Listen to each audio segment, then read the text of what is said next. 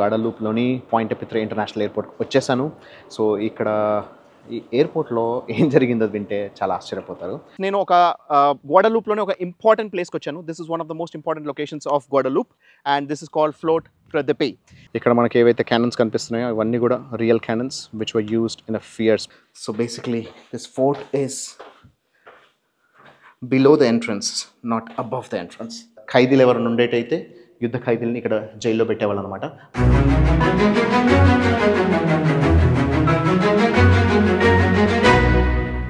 Friends, నేను మీ RK, మన ప్రపంచానికి స్వాగతం. ప్రస్తుతం నేను ఎయిర్ ఫ్రాన్స్ ఫ్లైట్ ఎక్కాను. I'm flying from Saint Martin to Guadeloupe Pointe à Pitre. So Pointe à Pitre in Guadeloupe అనేది ఒక French colony. This is gonna be my country number 70. ఈ సంవత్సరం 57, 57వ దేశం. సో ప్రస్తుతానికి ఆల్రెడీ ఫ్లైట్ ఎక్కేసాను. గత 5 రోజుల నుంచి 5 రోజులు 5 దేశాలు. ఒకరోజు యాంగ్విలా, నెక్స్ట్ డే మనం వెళ్ళాము సెయింట్ బార్ట్స్, ఆ తర్వాత బ్రిటిష్ వర్జిన్ ఐలాండ్స్, ఆ తర్వాత I went to Saba Islands, now to Guadeloupe. కాకపోతే లాస్ట్ 4 days నుంచి మళ్ళీ మనము we were going back to Saint Martin. కానీ ఈసారి మాత్రం Saint Martin return Ramu.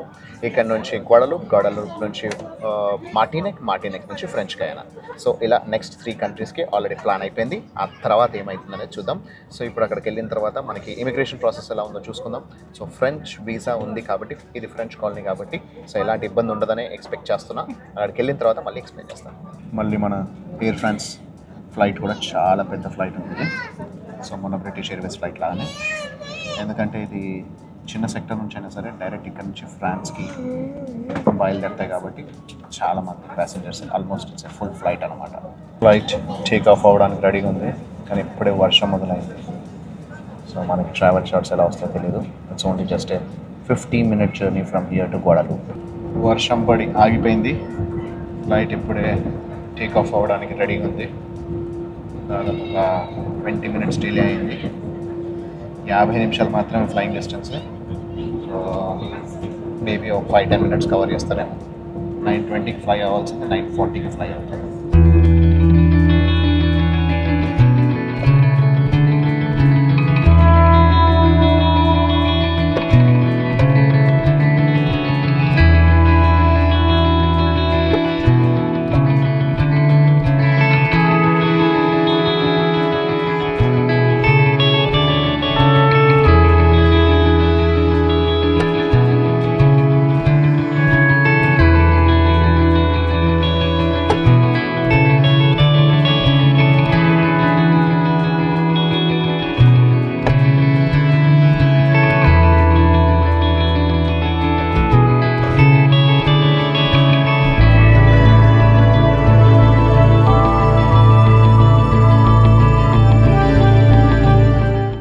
Welcome to Guadeloupe, country number 70.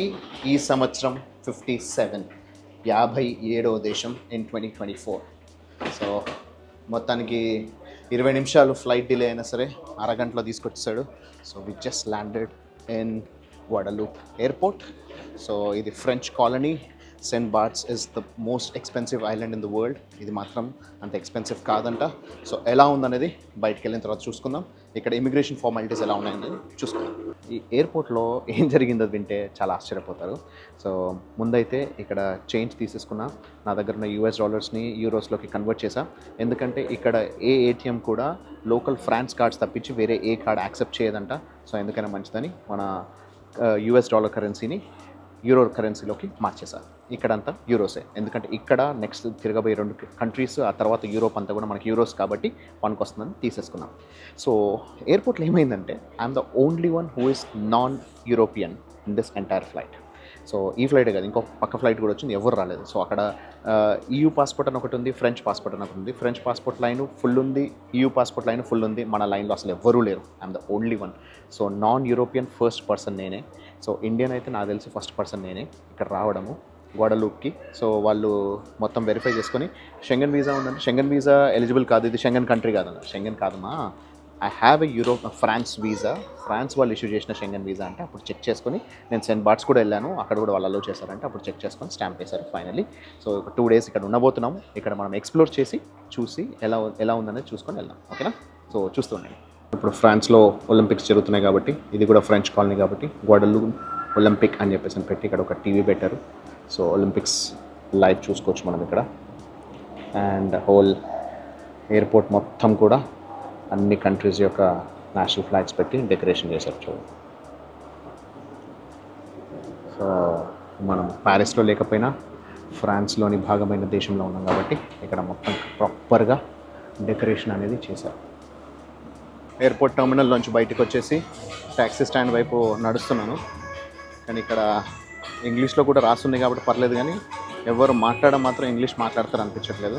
అందరూ ఫ్రెంచ్ భాషనే మాట్లాడుతున్నారు. మనం కొంచెం ఇక్కడ ఇబ్బంది పడాల్సి వస్తేమో చూడాలి. ఎయిర్పోర్ట్లో ట్యాక్సీ తీసుకొని ఇప్పుడు ఎయిర్బిఎన్బి బుక్ చేసుకున్న దాన్ని రెసిడెన్స్ వైపు వెళ్తున్నా. సిచ్యువేషన్ ఏంటంటే ఎయిర్బిఎన్బి వాళ్ళు 4 o'clock వరకు అవైలబుల్ ఉండదన్నారు. మనం ఇక్కడ 11 గంటలకు బయటకు వచ్చాం. ఈ 5 గంటలు లగేజ్ అయితే పెట్టొచ్చు అన్నారు, కానీ ఎక్కడ తిరగాలో తెలియదు. సో మేబీ వీలైతే అప్పటివరకల్లా సిటీ టూర్ చేసేసుకుందాం.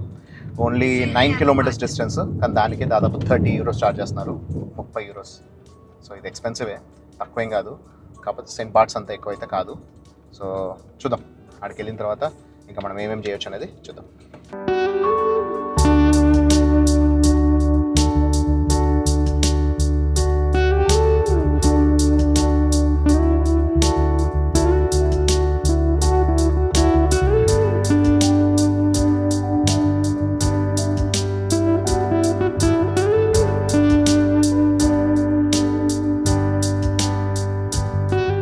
ఫ్రెండ్స్, ఇక్కడ ఎయిర్బిఎన్బి దగ్గరికి అయితే వచ్చేసా.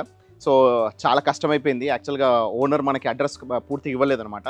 కానీ లక్కీలీ అక్కడ మనకి సిగ్నల్ లేదు, నెట్వర్క్ లేదు. ఆ తర్వాత ఏం చేయాలో అర్థం కాలేదు. కానీ ఎయిర్బిఎన్బి వాళ్ళ దాంట్లో కాంటాక్ట్ నెంబర్ దొరికింది. ఆ కాంటాక్ట్ నెంబర్తో డ్రైవర్ మనకి ఇతనికి ఓనర్కి కాల్ చేశాడు. 4 వరకు ఇవ్వను అన్న వ్యక్తి కూడా మనకి 12 కల్లా ఇచ్చాడు. So this is the accommodation and then will go and see the house. So ఎలా ఉందనేది యాక్చువల్గా అయితే చాలా బాగుంది. So this is the hall. And ఇక్కడే మనకి కిచెన్ ప్లాట్ఫామ్ అవన్నీ కూడా ఉన్నాయి. And then this is the bedroom.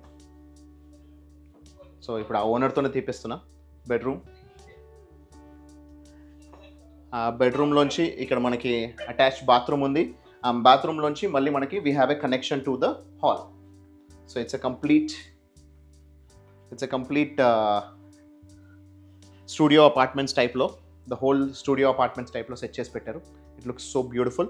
And ఇక్కడ ఏదైతే ఉందో we can even operate it and close this down. మనకి ప్రైవసీ కావాలనుకుంటే we can completely close this down.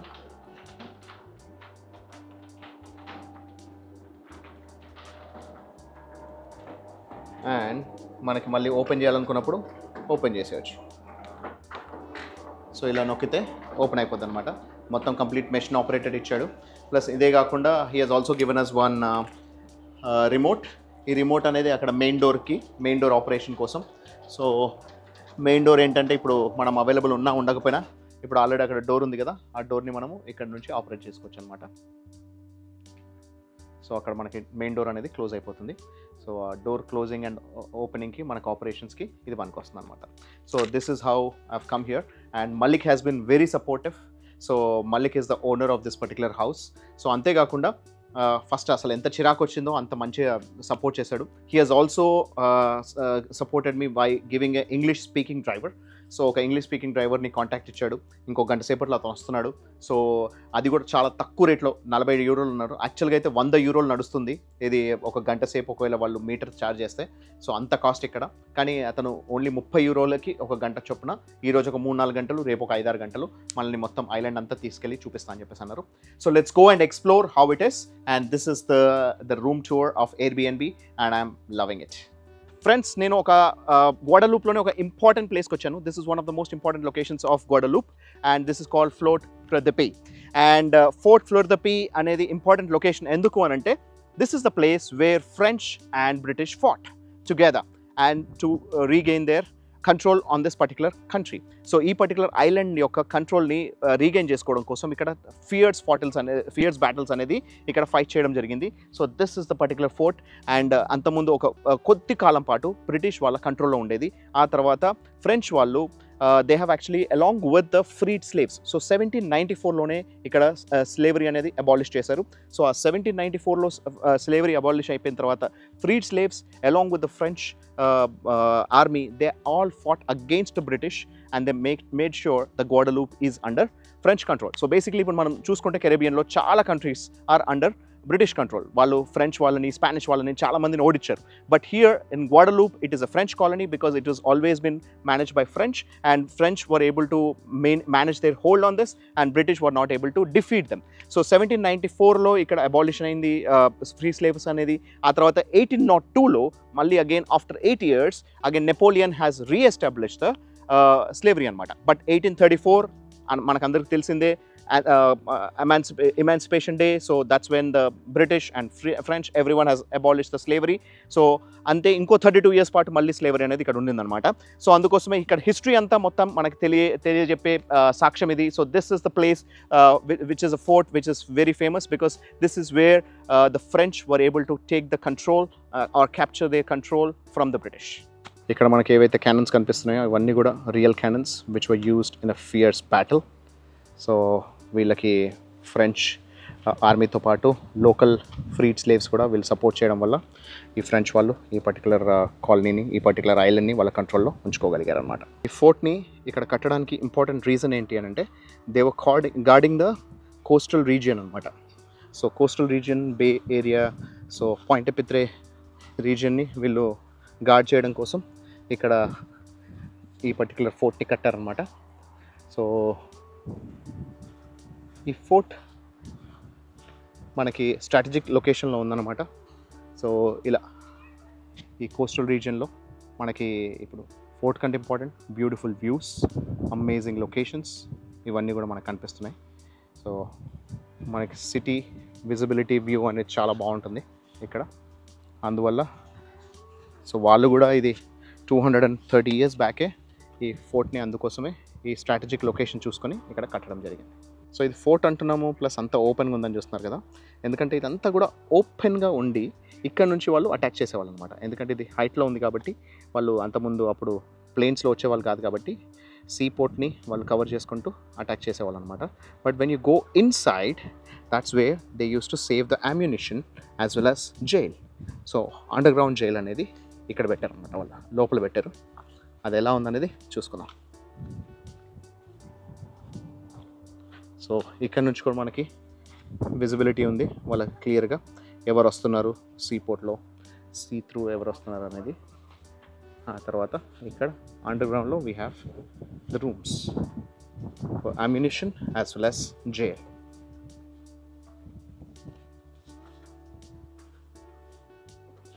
ఇదంతా కూడా మనకి అండర్ గ్రౌండ్లోకి వెళ్తున్నాం.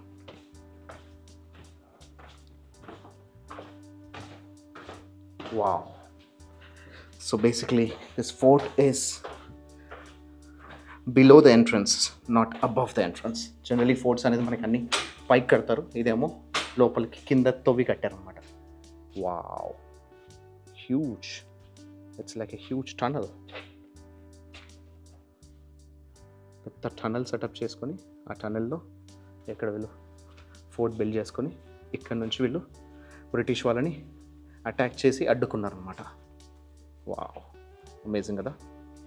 మనం ఈ ఫోర్ట్లోకి వచ్చాక మనం ఒక ఎంట్రన్స్ నుంచి దిగాం కదా, అది కాకుండా ఇక్కడ ఇంకో ఎంట్రన్స్ ఉంది. And then we have there is a jail. So ఇక్కడ ప్రిజన్ అనమాట. సో ప్రిజన్ కూడా సెటప్ మొత్తం కంప్లీట్గా అమ్యునిషన్ కోసం ప్లస్ ఖైదీలు ఎవరైనా ఉండేటైతే యుద్ధ ఖైదీలని ఇక్కడ జైల్లో పెట్టేవాళ్ళు అనమాట. మొత్తం కంప్లీట్ ఓపెన్గా ఉంది చూడండి. There is nothing here. So it's all fully closed, everything is closed.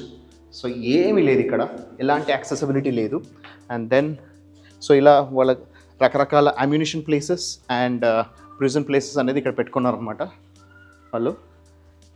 So ఇదంతా కూడా వాళ్ళు బిల్డ్ చేసుకున్నారనమాట అండర్ గ్రౌండ్లో. నేను ఫస్ట్ టైం చూస్తున్నా ఫోర్ట్ అంటే మనకి పైకి లేస్తుంది, ఇదేమో కింద కట్టుకున్నారు వీళ్ళు. సో స్ట్రాటజిక్ లొకేషన్గా వాళ్ళు ఫీల్ అయ్యి ఇలా చేసినట్టున్నారు. Once again this is also open.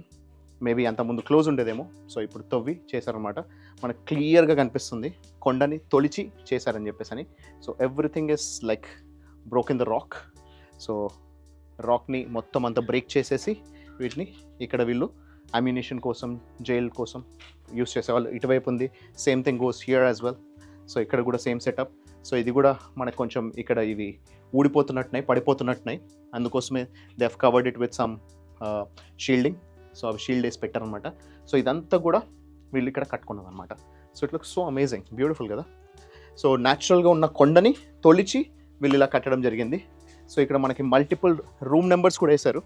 So ఇవన్నీ ఒక్కొక్క రూమ్కి ఒక్కొక్క గదికి ఒక్కొక్క నెంబర్ వేసి, సో వాళ్ళు ఎలా సేవ్ చేసుకునే వాళ్ళు, ఎక్కడ ఎవరెవరిని పెట్టారు అనేది వాళ్ళకి అక్కడ ఒక క్లారిఫికేషన్, ఒక క్యాల్కులేషన్ కోసం అలా చేసేవాళ్ళు అనమాట.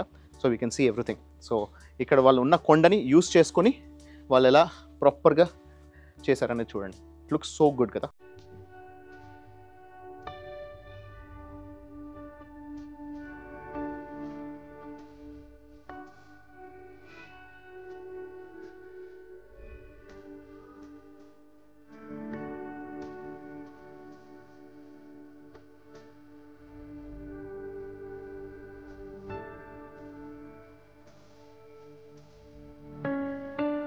ఫ్రెండ్స్ ఇక్కడ మనము ఇప్పుడే ఒక డ్రోన్ షాట్స్ ఎగిరేసాము. డ్రోన్ ఎగిరేసి సూపర్గా వచ్చింది. మొత్తం ఎంటైర్ ఫోర్ట్ ప్లస్ అంతేకాకుండా చుట్టూ bay area and as well as highway పైన అన్ని కూడా మనము మంచి వీడియోస్ తీసుకున్నాం అనమాట. సో అవన్నీ కూడా ఇప్పుడు ప్రాపర్గా క్యాప్చర్ చేసుకొని ఆ తర్వాత మనము will be moving out. And this is one of the best place in గ్వాడలూప్.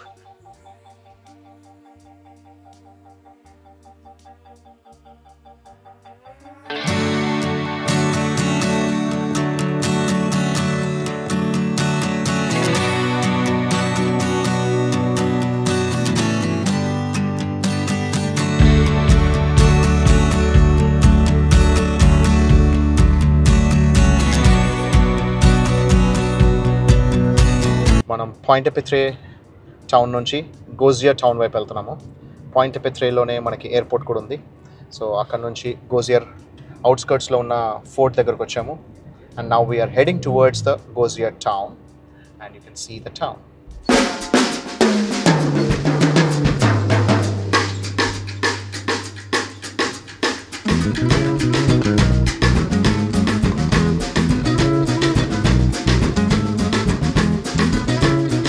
ఇప్పుడు లే గాసియర్ సిటీ సెంటర్లోకి వచ్చాము. సో లే అంటే ది అనమాట. సో మనకి ది గాసియర్ అన్నట్టు ఇంగ్లీష్లో. సో లే అనేది ఫ్రెంచ్ వర్డ్. సో చాలా చోట్ల లే అని కనిపిస్తుంటే ఏంటి అని అడిగితే చెప్పారనమాట. సో మనం సిటీ సెంటర్లోకి వచ్చాము. Here now we are heading towards the beach. Friends ఇప్పుడు మీరు చూస్తుంది islet the Gosier. So Gosier islet అనమాట.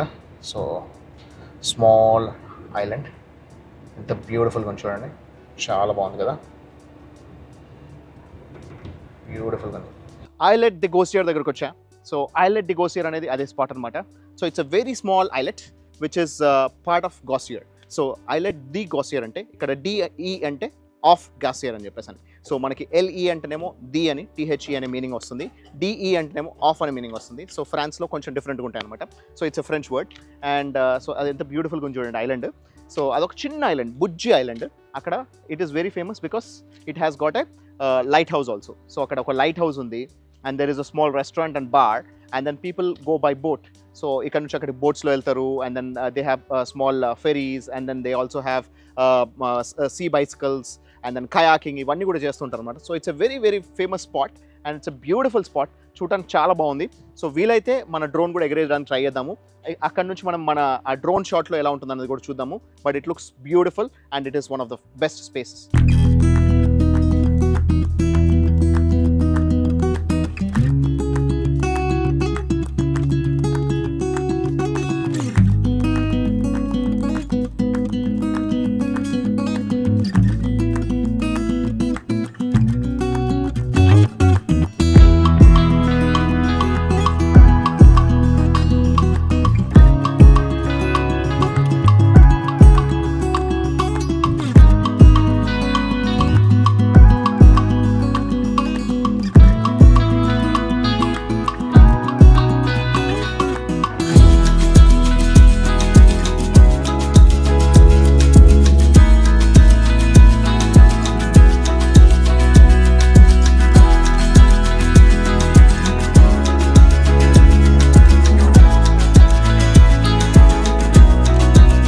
నేను ఇప్పుడు ఇంకొక ఇంపార్టెంట్ స్పాట్ దగ్గరకు వచ్చా. This is called memorial act. You can see this whole thing. This is built in memory of freed slaves అంట. సో మనకి బానిస బతుకుల నుంచి బయటకు వచ్చారనే ఉద్దేశంతో వాళ్ళకి ఒక మెమరీ కోసం అని చెప్పేసి సో ఇదంతా కూడా బిల్డ్ చేశారనమాట. So this is right in between Grande Terre and Basse Terre. So మనం ఇప్పుడు ఉంది గ్రాంటియర్ ఐలాండ్లో, అక్కడ కనబడుతుంది అది బాసెటియర్ ఐలాండ్. సో బాసెటియర్ ఐలాండ్లో మెయిన్ పోర్ట్ హార్బర్ ఉంది, అక్కడికే మనకి మెయిన్ ఇంపార్టెంట్ షిప్స్ అన్నీ వస్తాయి, కార్గో షిప్స్ అన్నీ వస్తూ ఉంటాయి. Plus this is all on the Grande Terre. So Grande Terre and Basse Terre, these are the 2 major islands here. So మనకి 5 ఐలాండ్స్ ఉన్నాయి, important islands in Guadeloupe. Multiple islands ఉన్నాయి బట్ 5 ఇన్హాబిటెడ్ ఐలాండ్స్. దాంట్లో overall population is about 396,000 people. So దాంట్లో మీకు ఒక interesting factor చెప్పాలంటే చాలా ఆశ్చర్యపోతారు. సో మనకి యాక్చువల్గా ఇక్కడ ఇండియన్స్ చాలా తక్కువ అనుకుంటాం, but there is a huge Indian community. There is almost 10% of the people are Indians. So around 36,000 మంది ఇక్కడ ఇండియన్స్ ఉన్నారు. ఆ ఇండియన్స్ కూడా ఎవరో కాదు, నార్త్ ఇండియన్స్ ఎవరో కాదు, south Indians, and they are from Tamil Nadu. So Tamilians ఉన్నారన్నమాట, తమిళనాడు నుంచి వచ్చిన. దాదాపు 152 years బ్యాక్ బ్రిటిష్ వాళ్ళ దగ్గర నుంచి ఫ్రెంచ్ వాళ్ళు వీళ్ళని లేబరర్స్ లాగా తీసుకొని వచ్చారు ఇక్కడ ప్లాంటేషన్ కోసం అని, వెజిటేషన్ కోసం అని చెప్పేసి. అండ్ అలాంగ్ విత్ వీళ్ళని ఇక్కడ అగ్రికల్చర్ కోసం అని చెప్పి తీసుకొచ్చారనమాట. And they all lived here. So they all survived through many things and then finally eventually they lived here. So ఇక్కడ మనకి ఇది గ్రాంటియర్ అండ్ బాసెటియర్లో you have multiple temples. So Tamil temples కూడా ఉన్నాయి, హిందూ టెంపుల్స్ కూడా ఉన్నాయి. And they are celebrating 152 years of Indian origin transfer from India to Guadeloupe. So గ్వాడలూప్లో మనకి ఇక్కడ వీళ్ళకి ఏంటంటే 152 years నుంచి వీళ్ళు ఇండియా నుంచి చాలా దూరం అయిపోయి వీళ్ళ కల్చరు, వాళ్ళ వేష భాషలు ఇవన్నీ కూడా మర్చిపోతున్నారు కాబట్టి so they are trying to interact with the Canadian Tamilians. So Canada అనేది ఇక్కడ చాలా దగ్గరలో ఉంది కాబట్టి, ఇది అమెరికన్ రీజియన్లో ఉంది కాబట్టి కెనడియన్ తమిళియన్స్తో ఇంటరాక్ట్ అయ్యి వాళ్ళతో తమిళ్ నేర్చుకోవడానికి ప్రయత్నం చేస్తున్నారు. చాలామంది ఈ 36,000లో చాలామంది వాళ్ళు ఇంగ్లీష్ నేమ్స్లోకి, క్రిస్టియన్ నేమ్స్లోకి, ఫ్రెంచ్ నేమ్స్లోకి మార్చుకున్నా కూడా చాలా తక్కువ మంది ఇప్పుడిప్పుడు మళ్ళీ అడాప్ట్ అవుతున్నారు సో తమిళ్ నేమ్స్లోకి. సో ఇండియన్స్ లాగా కనబడతారు but still they have been settled and they have been living here for many years. So మనకి ఇక్కడ ఇండియన్ రెస్టారెంట్స్ కూడా ఉన్నాయి. ప్లస్ అంతేకాకుండా సో ఈ బాసెటియర్ అండ్ గ్రాంటియర్ రెండు ఐలాండ్స్ కలిపి చాలా దగ్గరకు వస్తాయి ఒక పర్టికులర్ స్పాట్లో. That's where the fort we have a spot where all the ferry boats come there. So అక్కడ ఫెరీ డాక్ ఉందన్నమాట. ఆ ఫెరీ డాక్ దగ్గర చాలా వరకు ఇప్పుడు recent Indians, Sindhis, they are all from North India, they are all settling here and they are starting their stores. So అలా మనకి Indian population కూడా ఇక్కడికి రావడం అనేది స్టార్ట్ అయింది. సో సెయింట్ కిట్స్లో ఎలా అయితే మనకి ఇండియన్స్ బోల్డ్ మంది షాప్స్ పెట్టుకొని ఉన్నారో, ఇక్కడ కూడా గ్వాడలూప్లో కూడా ఇండియన్స్ అనేది వాళ్ళ షాప్స్ ఇక్కడ పెట్టుకొని ఉన్నారు. కాకపోతే మనకి సెయింట్ కిట్స్లో English is okay, but here people have to learn French. ఎందుకంటే ఫ్రెంచ్ రాకపోతే there is nothing they can do. So luckily I was able to find an English guide and he is very rare here, and luckily I found Joseph. So Joseph manaki help chestunadu, otherwise it was very very impossible for me to survive here. So these are the main important facts and figures about Guadeloupe. So these are the interesting figures. And then repu manamu Basseterre kelli akkada manamu Indian temple kuda manam velli chusukundam. So this is all about today's visit, and repati roju manam Basseterre ki veldam. So this is RK signing off. Take care. Bye.